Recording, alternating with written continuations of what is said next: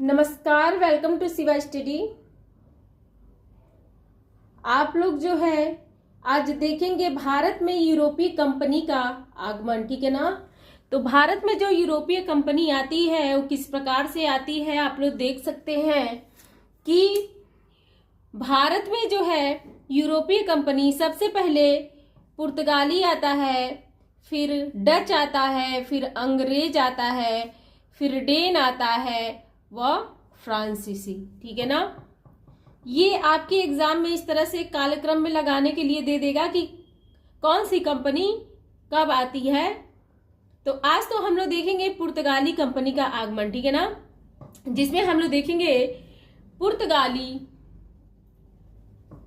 पुर्तगाली कंपनी का आगमन या फिर पुर्तगालियों का जो है हमारे देश में आगमन। पुर्तगालियों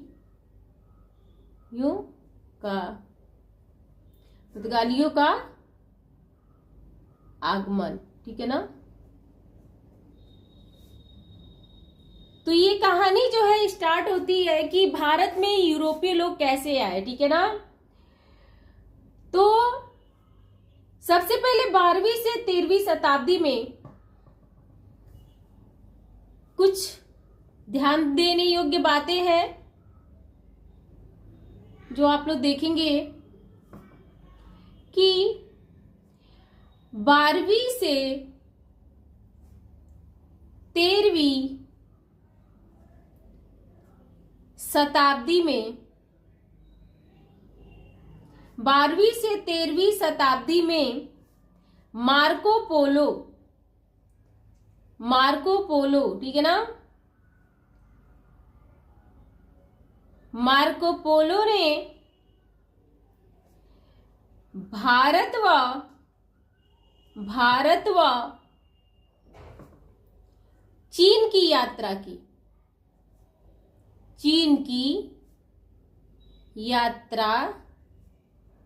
ठीक है ना। 12वीं से 13वीं शताब्दी में मार्को पोलो ने भारत व चीन की यात्रा की व अपना यात्रा वृतांत जो है उसने लिखा, ठीक है। उसने अपना यात्रा वृतांत लिखा जिसमें उसने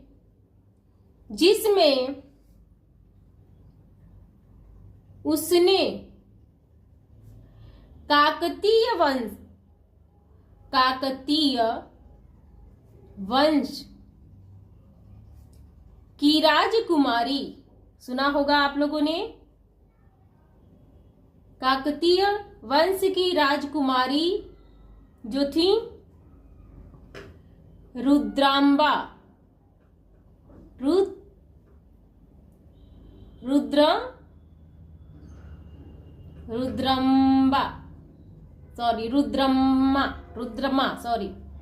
रुद्रमा देवी, ठीक है। रुद्रमा देवी का मार्को पोलो ने अपने यात्रा वृत्तांत में क्या है कि उल्लेख किया। ये 12वीं से 13वीं शताब्दी में जो मार्को पोलो है वह भारत व चीन की यात्रा करता है और उल्लेख करता है अपने यात्रा वृत्तांत में काकतीय वंश की राजकुमारी रुद्रमा देवी का, ठीक है ना। इसके यात्रा वृत्तांत ने, ठीक है ना, आगे हम लोग देखेंगे इस यात्रा वृत्तांत ने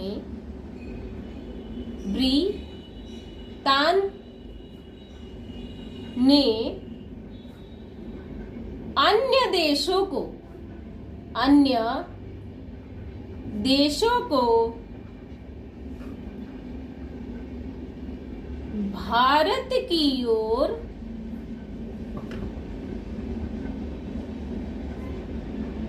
आकर्षित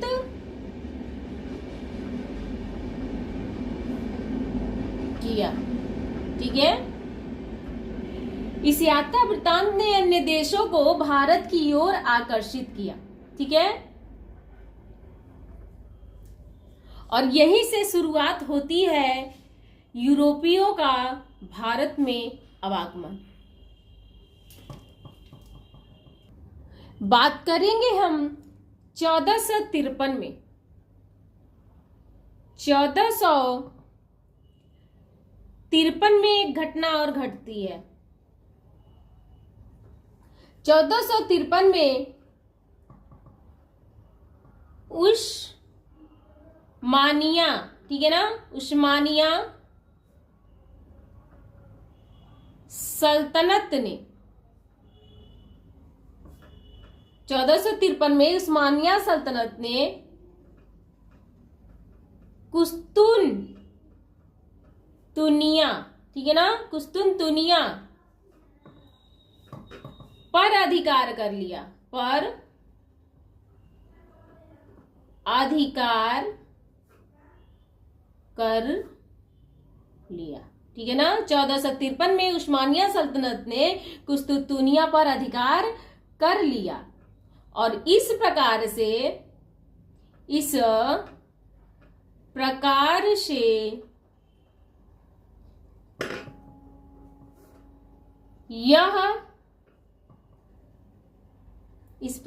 यह व्यापारिक मार्ग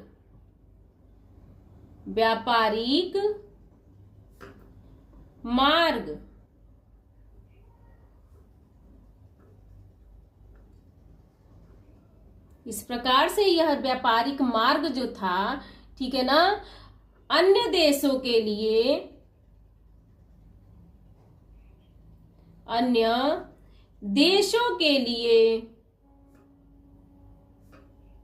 बंद हो गया, ठीक है ना, बंद हो गया।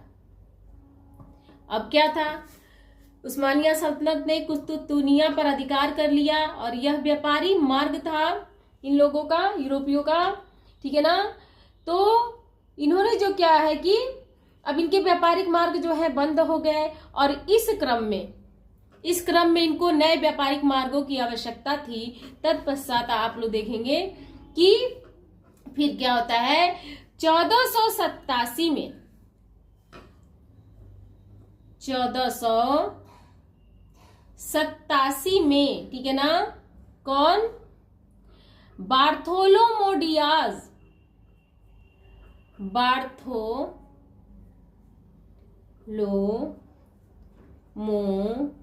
डियाज, ठीक है ना, यह कौन था, तो यह एक पुर्तगाली था, ठीक है ना, जो पुर्तगाली था। उसने क्या किया, केप ऑफ गुड होप नामक रास्ते की खोज की। उसने क्या किया, केप ऑफ गुड होप, ठीक है, की खोज की, ठीक है। 1487 में बार्थोलोमो डियाज जो पुर्तगाली था, उसने केप ऑफ गुड होप की खोज की। यह एक प्रकार का रास्ता था। उसके बाद से 1492 में जो है, 1492 में कोलंबस का नाम सुना होगा आप लोगों ने। कोलंबस कौन था, ये स्पेन नाविक, ठीक है ना, स्पेन का क्या था, स्पेन का एक नाविक था। ये क्या करता है, ने अमेरिका की खोज की,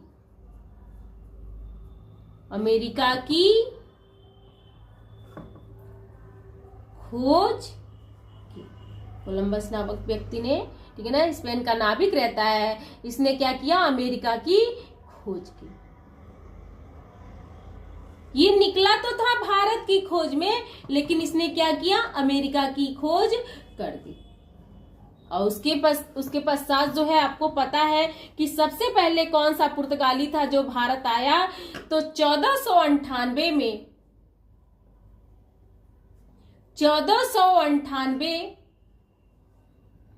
में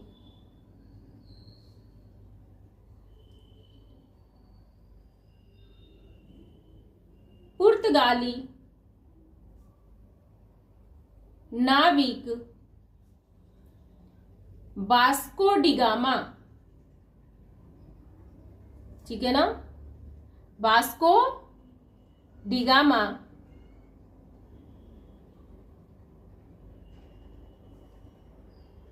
ने भारत के समुद्री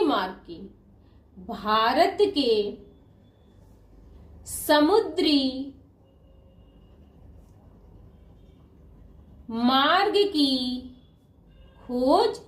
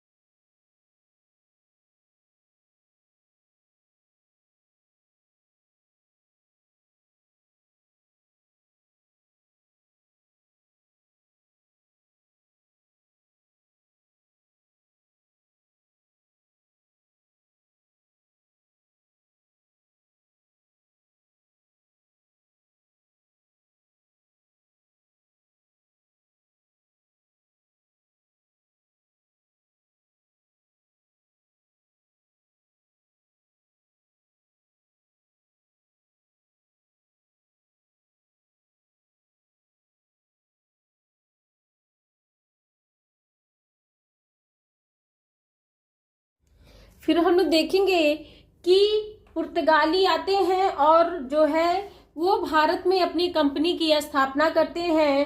तो पुर्तगालियों के कंपनी का नाम जो था, पुर्तगालियों के कंपनी का नाम एस्तादो द इंडिया था। पुर्तगालियों के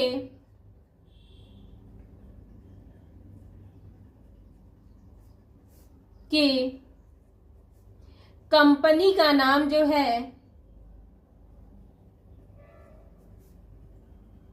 कंपनी का नाम एस्तादो द इंडिया था। ठीक है ना, इनकी कंपनी का जो नाम था वह एस्तादो द इंडिया था। ठीक है, फिर आगे हम लोग देखेंगे कि इन्होंने जो है, पुर्तगालियों ने जो है प्रथम व्यापारिक कंपनी जो है कहाँ खोली। तो देखेंगे कि पुर्तगालियों ने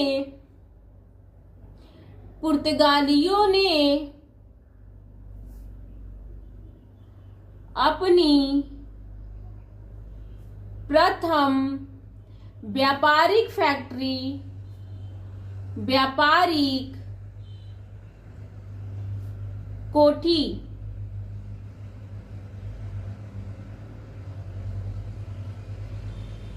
1503 में, ठीक है ना, 1503 में कोचीन में खोली। ठीक है ना, पुर्तगालियों ने अपनी प्रथम व्यापारिक फैक्ट्री कोचीन में खोली।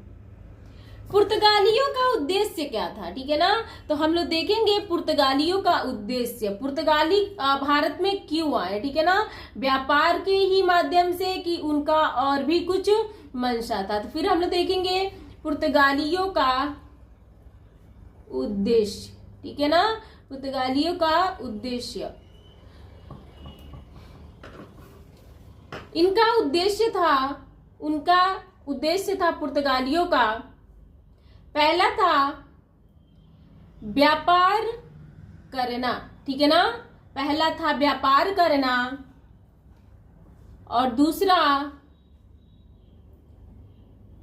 ईसाई धर्म का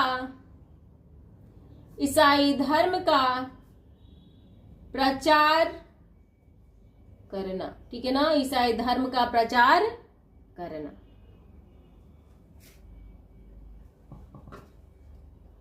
आगे हम लोग देखेंगे इनका और क्या उद्देश्य था। तो व्यापार में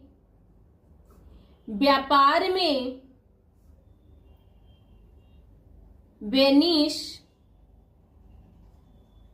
ठीक है ना, इटली, वेनिस व अरबों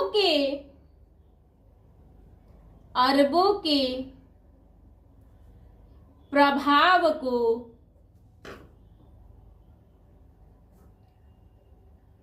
कम करना या तोड़ना। ठीक है ना, कम करना या तोड़ना, व अपना एकाधिकार बनाना। ठीक है ना, वो अपना एकाधिकार बनाना। पुर्तगालियों का उद्देश्य क्या था?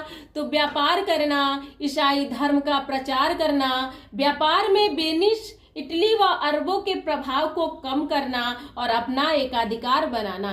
प्रश्न पूछता है कि पुर्तगालियों के आवागमन से मतलब कौन निराश हुए थे, किसको अच्छा नहीं लगा था? तो पुर्तगालियों का आवागमन जो है अरबों को अच्छा नहीं लगा था। ठीक है ना, अरबों में जलन पैदा हो गया था। तो पुर्तगालियों के आने से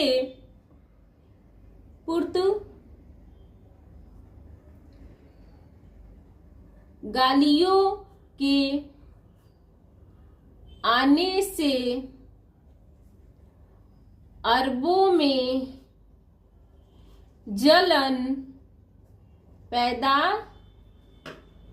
हो गया था। ठीक है ना, पुर्तगालियों के आवागमन से अरबों में जलन पैदा हो गया था। फिर हम लोग देखेंगे इसकी पृष्ठभूमि को, ठीक है ना, इसकी पृष्ठभूमि को। पृष्ठभूमि क्या रही? पृष्ठभूमि क्या रही पुर्तगालियों की? तो बात करेंगे हम लोग पुर्तगाली राजकुमार के विषय में। पुर्तगाली राजकुमार, ठीक है ना, पुर्तगाली राजकुमार मतलब स्टार्टिंग में जब कहते हैं वास्को डी गामा आता है, उससे पहले मतलब क्या चीजें रही, क्यों आता है? पुर्तगाली राजकुमार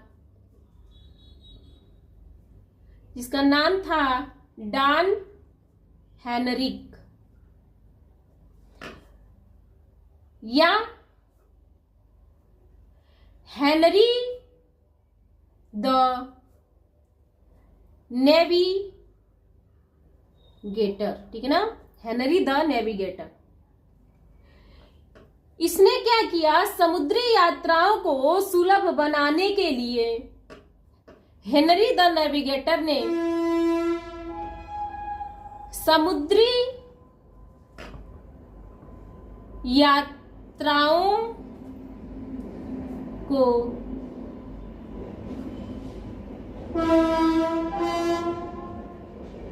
सुलभ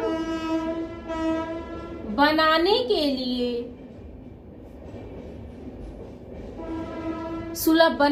लिए नक्षत्र यंत्र, ठीक है ना, नक्षत्र यंत्र, दिशा सूचक यंत्र, दिशा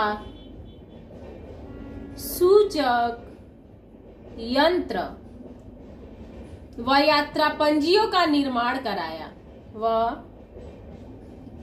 यात्रा पंजियों का निर्माण कराया, ठीक है ना। पुर्तगाली राजकुमार डॉन हेनरिक या हेनरी द नेविगेटर ने समुद्री यात्राओं को सुलभ बनाने के लिए नक्षत्र यंत्र, दिशा सूचक यंत्र व यात्रा पंजियों का निर्माण कराया, ठीक है ना। उसके पास से आप लोगों को मैंने बताया कि बार्थोलो मोडियाज जो है 1487 में व्यापारिक मार्गों की खोज में यात्रा पर कहते हैं निकलता है और ये भेजा जाता है किसके द्वारा? तो बार्थोलो मोडियाज को कौन भेजता है? बार्थोलो मोडियाज को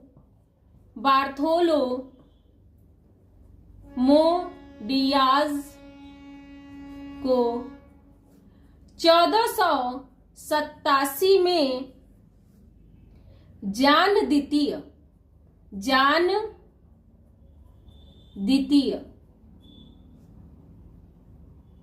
ने भेजा, ठीक है ना, जान द्वितीय ने भेजा।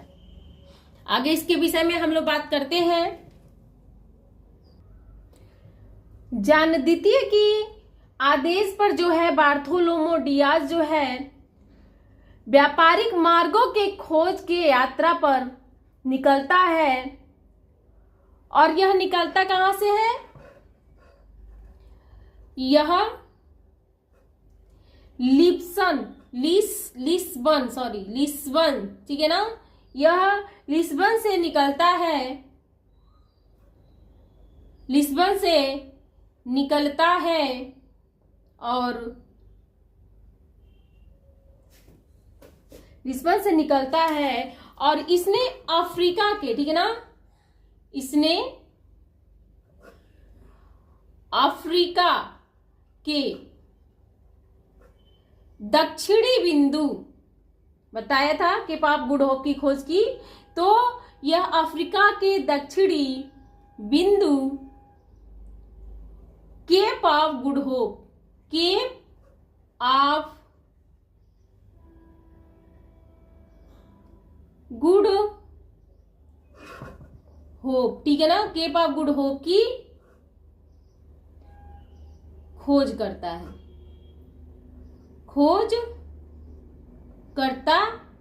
ठीक है ना, केप ऑफ गुड होप की खोज करता है, जिसे जो है तूफानी आंतरिक नाम दिया जाता है। केप ऑफ गुड होप को जिसे तूफानी अंतरीप नाम दिया गया। नाम दिया गया किसको? केप ऑफ गुड होप को। ठीक है ना। जानद्वितीय ने इसका नाम बदलकर आशा का अंतरीप कर दिया। ठीक है ना। जानद्वितीय ने इसका नाम बदलकर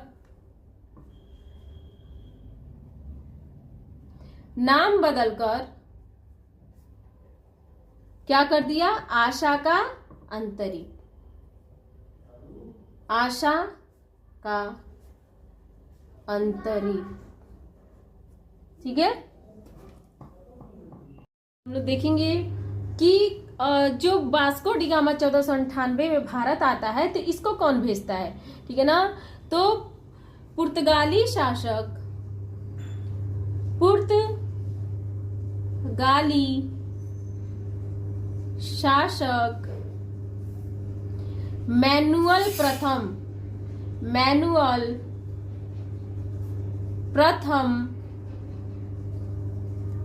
मैनुअल प्रथम ने वास्को डी गामा को भारत भेजता है। ठीक है ना। भारत भेजता है।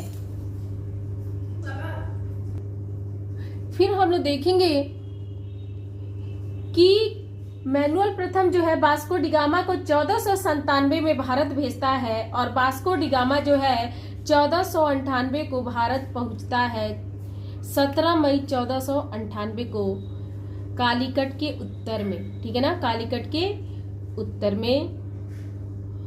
इसके विषय में हम लोग आगे देखते हैं कि पुर्तगाली शासक मैनुअल प्रथम ने वास्को डी गामा को भारत भेजा। ठीक है ना। भारत भेजता है और वास्को डी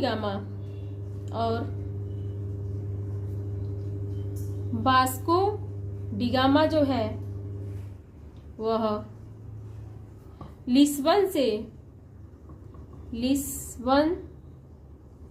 से निकला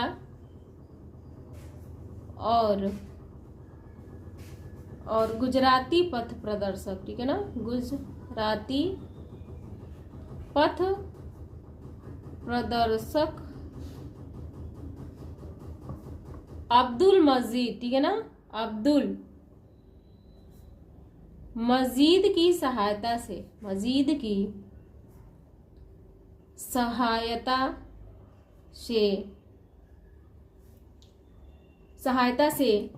17 मई। ठीक है ना। 17 मई 1498 को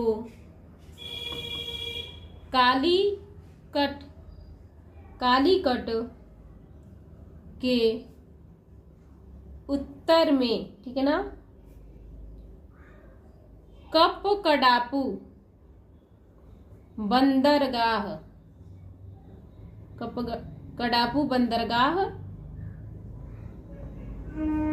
पर उतरता है। ठीक है ना। कपकडापू बंदरगाह पर उतरता है और फिर 20 मई को कालीकट आता है अपने जहाजों के साथ। ठीक है ना। जहाजों के साथ साओ गैब्रियल नामक जहाज से जो है साओ गैब्रियल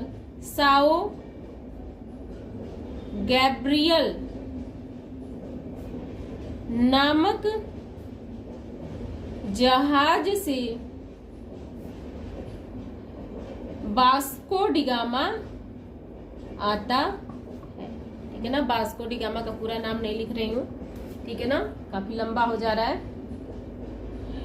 और आपको पता है कि जब वास्को डी गामा भारत आता है तो जमोरियन नामक व्यक्ति जो है जिसकी उपाधि जमोरियन की होती है, और जमोरियन का मतलब सामुरी या सामुद्रिक होता है, ठीक है ना, तो वह उसका स्वागत करता है, ठीक है ना। जमोरियन नामक व्यक्ति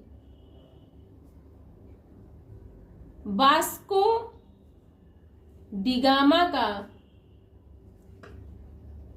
स्वागत करता है, ठीक है ना, वास्को डिगामा का स्वागत करता है। वास्को डिगामा जब भारत आता है तो वो क्या कहता है, तो वो कहता है कि हम मसाले व ईसाई लेने आए हैं, ठीक है ना, हम मसाले व ईसाई लेने आए हैं। इस चीज को मैं लिख नहीं रही हूं। तो वास्को डिगामा जो है भारत में 3 महीने रहता है, ठीक है ना, प्रथम बार आता है तो यह भारत में 3 महीने रहता है, और भारत में जो मसाले, भारत से जो मसाले ले जाता है वह अपनी लागत से जो है कि 60 गुना अधिक मुनाफा कमाता है, ठीक है ना। वास्को डिगामा भारत में 3 महीने रहता है, और वास्को डिगामा जो है कि जो अपनी लागत से ज्यादा मसालों से जो है मुनाफा वह कमाता है, ठीक है ना, उसको बहुत ज्यादा ही प्रॉफिट होता है। फिर यह 1502 में आता है, ठीक है ना, और ये ऐसे पूछा जाता है कि वास्को डिगामा भारत में कब तक रहा, तो हम लोग लिखेंगे कि वास्को डिगामा भारत में 3 महीने रहता है,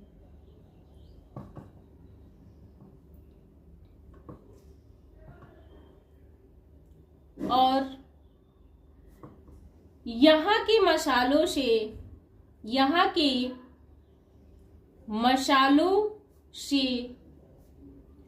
अपने देश में लागत से, ठीक है ना, लागत से 60 गुना अधिक मुनाफा कमाता है, 60 गुना अधिक मुनाफा कमाता है, ठीक है ना। उसके बाद से ये भारत में जो है दूसरी बार भी आता है, यह 1502 में फिर भारत आता है, ठीक है ना, 1502 में वास्को डिगामा फिर भारत आता है, ठीक है ना, और उसके बाद से इस बार फिर वापस चला जाता है, और 1524 में, ठीक है ना, 1524 में वास्को डिगामा जो है, वास्को डिगामा भारत में तीसरी बार जो है आता है, ठीक है ना, आता है, और उसके बाद से जो है इस बार इसकी मृत्यु हो जाती है। यहाँ पे तीसरी बार आता है और वापस नहीं जा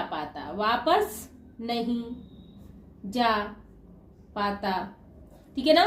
1524 में वास्को डिगामा भारत में तीसरी बार आता है और वापस नहीं जा पाता। यहीं पर इसकी जो है कि मृत्यु हो जाती है, इसकी मृत्यु हो जाती है, ठीक है ना, यहीं पे इसकी मृत्यु हो जाती है। और वास्को डिगामा की समाधि जो है कोचीन में है, ठीक है ना, तो कोचीन में इसको वास्को डिगामा को दफनाया जाता है, ठीक है ना, दफनाया जाता है। अब वास्को डिगामा जब 1502 में आता है तो यह जो है 15 जहाज व 800 सैनिकों के साथ भारत आता है, ठीक है ना। और उसके बाद से वास्को डिगामा क्या करता है कि मक्का जा रहे लोगों को, ठीक है ना, यात्रियों को, उनकी जहाजों को लूटता है। 1502 में जब यह आया रहता है, ठीक है ना, और 1502 में ही यह एक कहते हैं कॉर्टेज आर्मेडा काफिला का जो है कि आरंभ करता है, कॉटेज आर्मेडा काफिला क्या रहता है, तो यह एक प्रकार का अनुमति पत्र रहता है, ठीक है ना, यह एक प्रकार का अनुमति पत्र रहता है, ठीक है ना। और जो कॉटेज होता है यह एक अनुमति पत्र या पास होता है, ठीक है ना, जिसे सिर्फ अरब और भारतीयों को लेना होता है पुर्तगालियों से सामान्य शुल्क पर। जो व्यक्ति नहीं लेता है उसका वो देखिए क्या करते हैं सब कि मतलब जो लोग हिंद महासागर में व्यापारिक परिवहन करते हैं उनको एक सामान्य शुल्क पर जो है कि इनसे अनुमति पत्र लेना होता है, ठीक है ना। अकबर नामक जो शासक था अकबर, उसको भी यह कॉटेज लेना पड़ा था। अगर नहीं व्यक्ति लेता है तो उस पे पुर्तगाली जो है हमला कर दे। उस समय इनकी सैन्य शक्ति प्रबल थी, ठीक है ना। अब देखिए आर्मेडा क्या होता है, कॉटेज एक अनुमति पत्र हो गया। आर्मेडा जो होता है पुर्तगालियों का शक्तिशाली जहाजी बेड़ा होता है, ठीक है ना। इनका काम क्या होता है, तो यह जहाजों की जांच करता है कि मतलब बिना कॉटेज जहाज जो है मतलब बिना कॉटेज का अगर जहाज समुद्र में मिलते हैं तो उन पर यह आक्रमण करके लूट लेता है।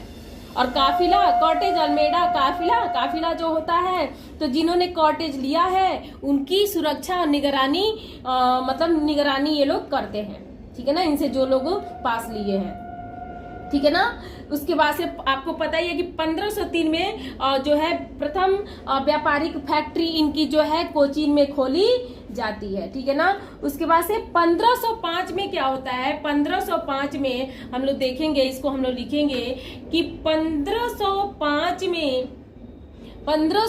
में पुर्तगाली शासक मैनुअल प्रथम क्या करता है, तो यह भारत को अपना उपनिवेश घोषित करता है। मैनुअल प्रथम जो है भारत को अपना उपनिवेश घोषित कर देता है, उपनिवेश घोषित कर देता है। अब उपनिवेश का आशय आप लोग समझ लीजिए। उपनिवेश का अर्थ यह होता है कि एक शक्तिशाली देश द्वारा किसी कमजोर देश या क्षेत्र पर नियंत्रण स्थापित कर करके वहां अपनी बस्ती बसाना और उस पर शासन करना, ठीक है ना। तो हम लोग देखेंगे कि प्रथम पुर्तगाली गवर्नर जनरल व वायसराय जो है फ्रांसिस्को डी अल्मीडा 1505 से 1509 तक जो है कि इनका वायसराय के रूप में यह बना रहता है और अपने कार्यों को संपादित करता है। इसके विषय में हम लोग जानेंगे कि प्रथम पुर्तगाली गवर्नर जनरल व वायसराय फ्रांसिस्को डी अल्मीडा, ठीक है ना, 1505 से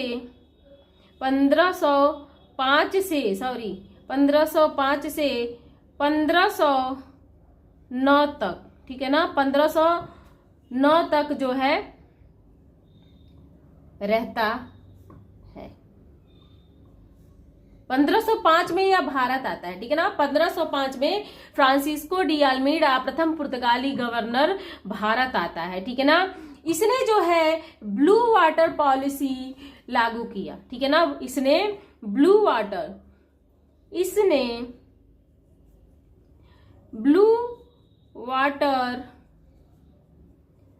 पॉलिसी लागू किया, ठीक है ना। इसने ब्लू वाटर पॉलिसी लागू किया जिसे शांत जल की नीति के नाम से जाना गया। शांत जल की नीति, ठीक है ना, शांत जल की नीति के नाम से जाना गया,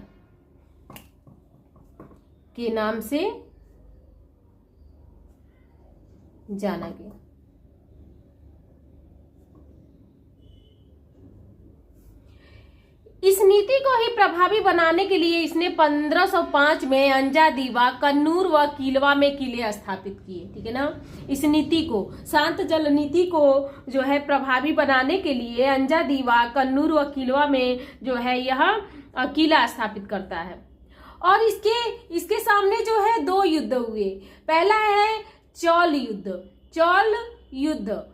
पुर्तगालियों का चौल युद्ध, ठीक है, जिसमें जो है गुजरात व मिस्र के संयुक्त बेड़े को आलमीड़ा को मतलब गुजरात व मिस्र के, ठीक है ना, गुजरात चौल युद्ध में गुजरात व मिस्र, ठीक है ना, गुजरात व मिस्र के संयुक्त बेड़े ने आलमीड़ा को पराजित किया और आलमीड़ा का पुत्र इसमें मारा जाता है, ठीक है ना, इसमें पुत्र मारा जाता है। कौन पराजित करता है? गुजरात व मिस्र के संयुक्त बेड़े ने आलमीड़ा को पराजित किया व इसके पुत्र को मार दिया।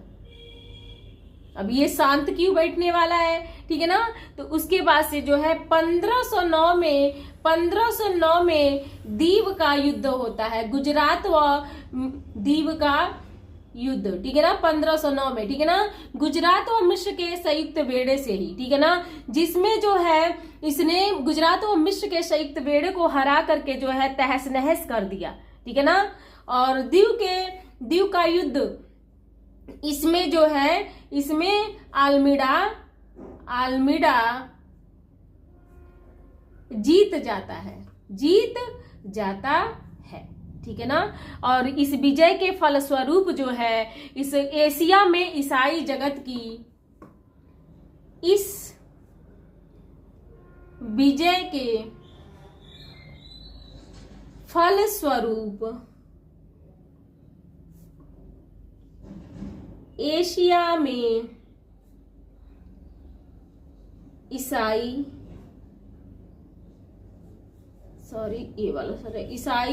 जगत की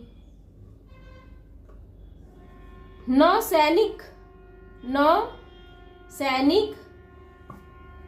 श्रेष्ठता, ठीक है ना, स्थापित हुई, ठीक है ना, ईसाई जगत की नौ सैनिक श्रेष्ठता स्थापित इस विजय के फलस्वरूप। उसके बाद से द्वितीय पुर्तगाली गवर्नर जो है द्वितीय पुर्तगाली गवर्नर जो है गवर्नर अल्फांसो डी अल्बुकर्क, ठीक है ना, अल्फांसो डी अल्बुकर्क आता है, ठीक है ना, 1509 से 1515 तक, 1509 से 1515 तक, ठीक है। आगे हम लोग इसके विषय में देखेंगे कि यह जो है 1503 में भी भारत आया था, जब कोचीन में फैक्ट्री का निर्माण हुआ था, ठीक है ना, और 1506 में भी भारत आया था यह, ठीक है ना। ये इसके 2 बार भारत आने का संकेत प्राप्त होता है। उसके बाद से ये अपने साथ बारबोसा नामक एक व्यक्ति, जिसके विषय में आप लोगों ने सुना होगा कि यह अपने साथ रखता था, बारबोसा नामक एक व्यक्ति को, जो इसका दुभाषिया था, ठीक है ना, ट्रांसलेटर। अब है 1509 में यह गवर्नर के रूप में नियुक्त होता है, 1509 में गवर्नर के रूप में नियुक्त होता है, ठीक है ना, और इसी को पुर्तगाल का वास्तविक संस्थापक माना जाता है, ठीक है ना। 1509 में ये नियुक्त होता है और 1510 में बीजापुर के, ठीक है ना, 1510 में बीजापुर के आदिल शाही से, बीजापुर के आदिल शाही से गोवा छीन लेता है, ठीक है ना। 1510 में ये क्या करता है कि बीजापुर के आदिल शाही से गोवा छीन लेता है, और 1511 में दक्षिण पूर्वी, ठीक है ना, दक्षिण पूर्वी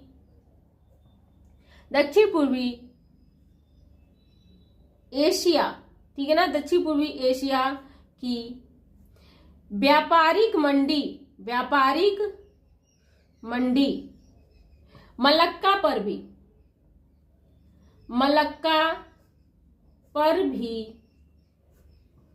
अधिकार कर लेता है, अधिकार कर लेता है, ठीक है ना।